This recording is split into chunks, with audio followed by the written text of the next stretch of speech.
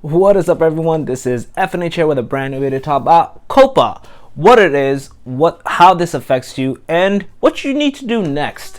So this is a new, I shouldn't say it's a new, but there was like a landmark ruling in which the Coppa Act, which stands for Children's Online Privacy Protection Act, which essentially it's any child who's, I believe, under the age of 13 cannot have their information essentially recorded by like online or advertising agencies. It's just something that the US FTC has enabled, in which basically they protect children's privacy online. They don't want specific ads being targeted to them. They don't want their information being taken and stored into a database by these like mostly tech or advertising companies such as Google itself. And the interesting thing is most of these times they're not necessarily doing it like YouTube's Kids app doesn't do it. But for example, if a 10-year-old child does go on YouTube itself normally, his or her information will be recorded because the website doesn't know who or what age person is watching this. Obviously, you lie because you can't be under 13 and go on YouTube. And if you obviously are and you're on it, it won't know exactly what your age is, but it'll record your activity and your behavior and obviously sell that information to then advertisers, which can then obviously then target you or your information, or like I said, that child. So interesting thing about, so like how that works is YouTube obviously did have it. Now, the interesting fact is YouTube had all its things there. It has a Kids app. It has all the things they had enabled, but sadly enough, the FTC still said screw you, and they still essentially ended up settling a lawsuit with them. I believe it was a couple $100 million. And the interesting thing is that this is a US law, but it can be applicable to European or Asian countries as well. So it can, again, you have to read up on your rules and regulation, but for US for sure, it does affect you. An example, PewDiePie, obviously he's Swedish, and in Britain, and I think now in Japan, it still affects him because most of his viewers are from the US.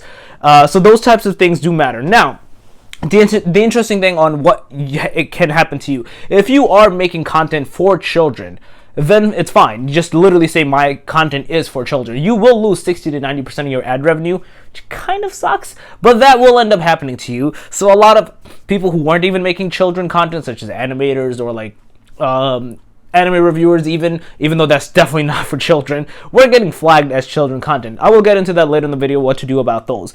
But over here, as it says, like there's also going to be machine learning. So there's children or children's characters, like I said, anime, popular children's programming or animated characters, anime, play acting or stories using children choice. So figurine or action figure like reviews and whatnot can technically be flagged, even though it is almost always directed for adults.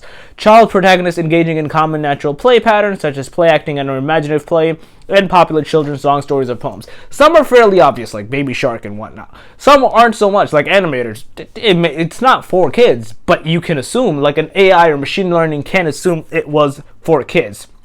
Now, the interesting thing is, like what it says over here, the personal ads will be ads on content they're going to stop serving those things because, again, they're targeted and they can't do that. So it's not, whether it's classified by you or YouTube, you can't do it anymore. And some features will be unavailable, such as likes and comments, which sucks. You can't do those anymore. So those things are going to matter on those specific facts on what you can and can't do.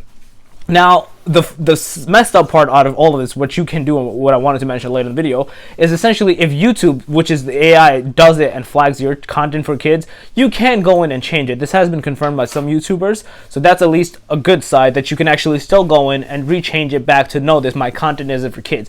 Now, you can get fined by the FTC about $47,000 a video if they say and deem it was for kids, you flagged it as not for kids. That kind of sucks. Now, obviously, if you are making content for kids and you're flagging it as not for kids, and it is for kids, yes, your revenue will obviously still stay as is. Let's say you're making $1 per 1,000 views. It'll drop to 10 cents per 1,000 views because that's how much of a drop it's essentially happening, 90 to 60%.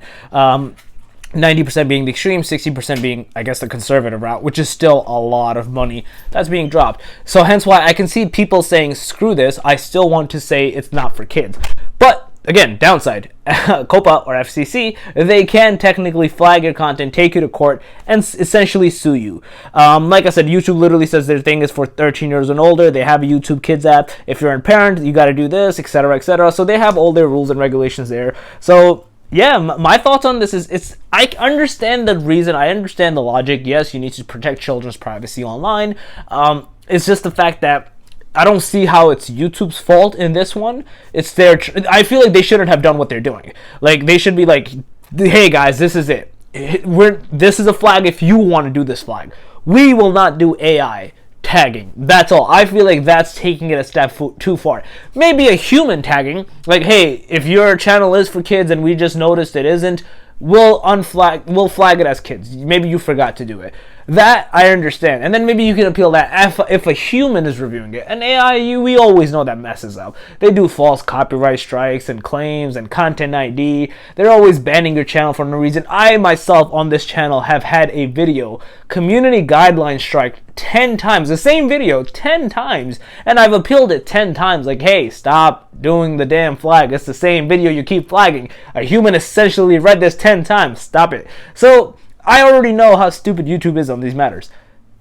Just stop. Don't do an AI. You guys suck at that. You are very bad at that. You being such a big billion-dollar company suck at this. Stop. Stop screwing yourself over. I loved how PewDiePie essentially pulled it out. Like, you wanted people to be family friendly, which is essentially how I do my channel. Again, my channel doesn't really make sense to be edgy, but in general, and gamers as well, like, they stopped cursing, they stopped swearing, they turned family friendly because they were getting demonetized.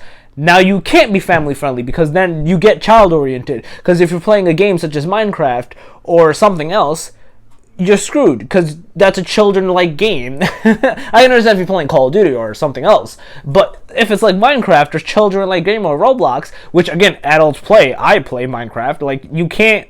Then what do I get flagged as well? Like, that's not fair. So YouTube, chill out. But overall, those were the rules, the guides. I hope this was helpful, clear, and understandable. If you have any questions, let me know in the comment section below. If you're overall new to the channel and you'd like the video, smash the like button and click subscribe with the notification bell. And on that, FNH out. Peace.